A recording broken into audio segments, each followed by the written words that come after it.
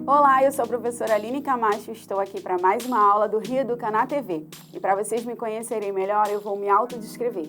Tenho cabelo com mechas loiras na altura dos ombros, tenho olhos castanhos, sou branca e estou vestindo uma camiseta verde com um kimono estampado por cima.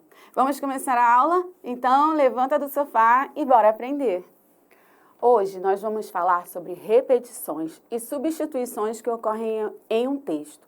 Essas ações são necessárias para que haja clareza e lógica, ou seja, dar sentido ao texto. O fato de repetir, substituir ou associar são formas de ligar uma frase seguinte à anterior em um texto e, por isso, são chamados de recursos de coesão. Vamos colocar essas informações na prática? Para começarmos, vamos entender o que é coesão e coerência. Para isso, os personagens Daniel e Lorena irão nos ajudar. Coesão serve para articular elementos de um texto, fazer a conexão linguística e de ideias. Logo, é o modo de aplicar cada palavra de forma intencional. É o mecanismo relacionado com elementos que asseguram a ligação entre palavras e frases, de modo a interligar as diferentes partes de um texto. Já a coerência está relacionada ao sentido lógico do texto. É responsável por estabelecer a ligação lógica entre ideias, para que juntas elas garantam que o texto tenha sentido. Coerência, portanto, é a mensagem do texto.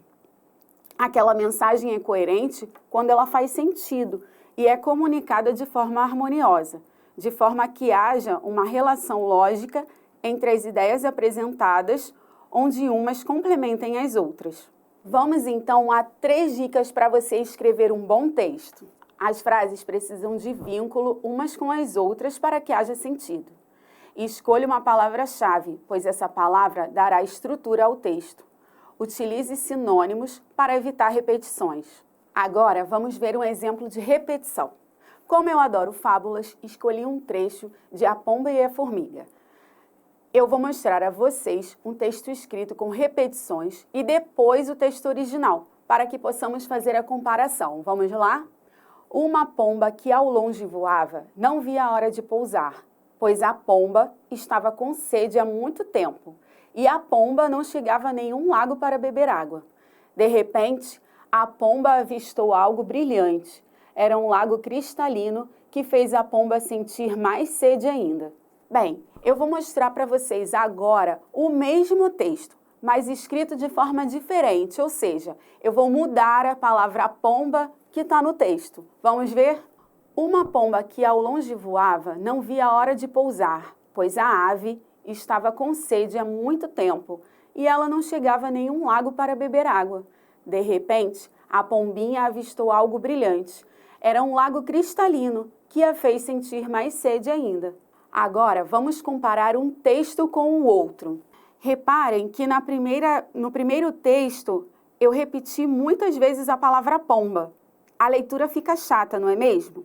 Então, já no segundo texto, o início, eu preciso sempre escrever a palavra para identificar, no caso a palavra pomba, para identificar o personagem.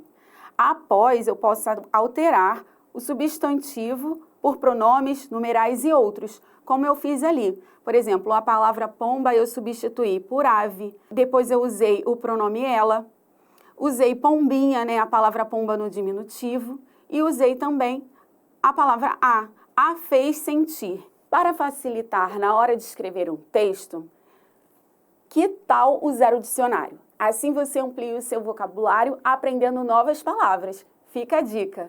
E agora vamos observar outros exemplos para escrever um texto sem repetir as palavras. O Rio de Janeiro é sempre vítima das enchentes de verão. Os alagamentos prejudicam o trânsito, provocando engarrafamentos em todas as partes da cidade. Vamos analisar essa frase. Reparem que as palavras destacadas são sinônimas e as utilizei para evitar a repetição. Sendo assim, eu associo uma palavra à outra e assim vou construindo e reforçando o significado. Outro exemplo é quando repetimos o nome de um autor em uma biografia. Observe. Paulo Régulos Neves Freire nasceu em Recife no ano de 1921 e faleceu em São Paulo no ano de 1997. Freire é patrono da educação brasileira e um dos brasileiros mais célebres, além de ser um dos filósofos do século XX mais lidos do mundo. Ele é o autor de muitas obras, incluindo Pedagogia do Oprimido e Pedagogia da Autonomia. Esse ano, se Paulo estivesse vivo, completaria 100 anos. Percebam que no início do texto, eu escrevo o nome completo da pessoa a qual me refiro no texto e, ao mencionar Paulo Freire outras vezes, utilizo partes de seu nome ou troco por um pronome, como no caso do pronome ele.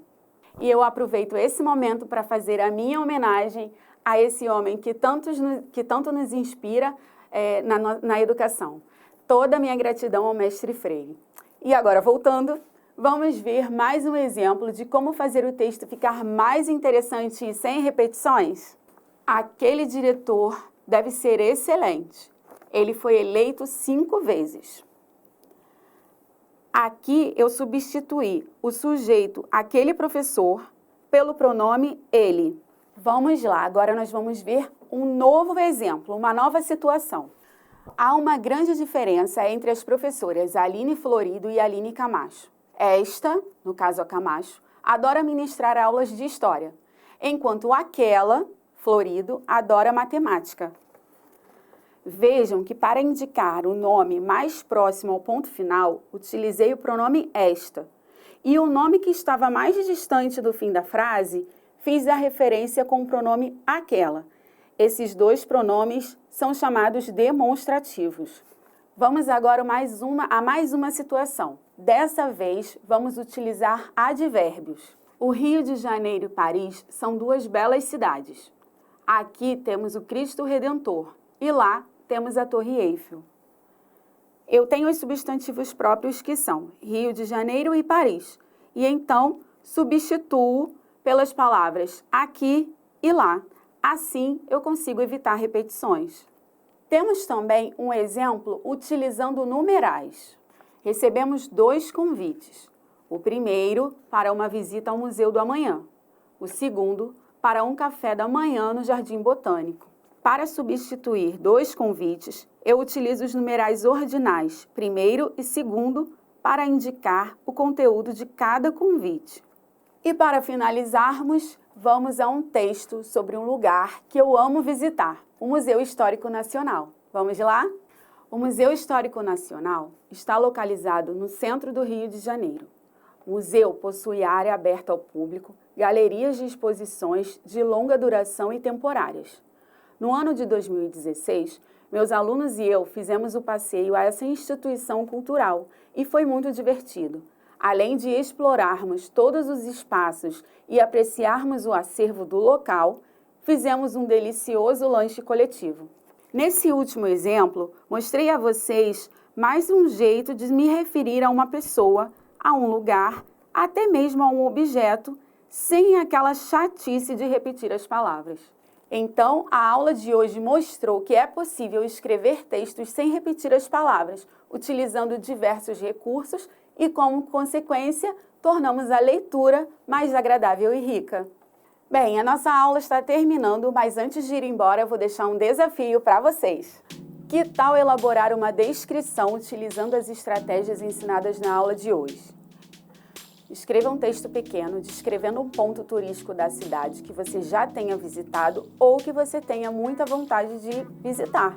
E fique atento às repetições. E a nossa aula de hoje termina aqui. Eu adorei estar com vocês e espero que vocês tenham gostado também. Até a próxima. Tchau, tchau!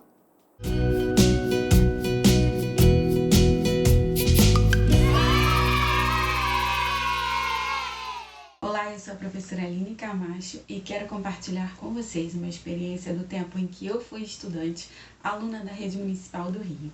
Eu tive professores maravilhosos e eles me apresentaram o mundo da pesquisa.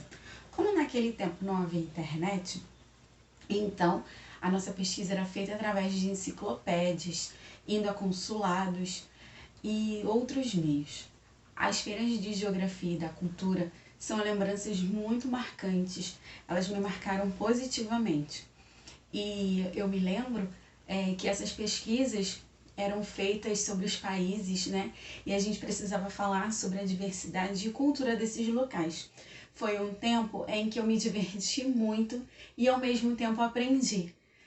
Eu tenho muitas recordações maravilhosas desse período, muita saudade também.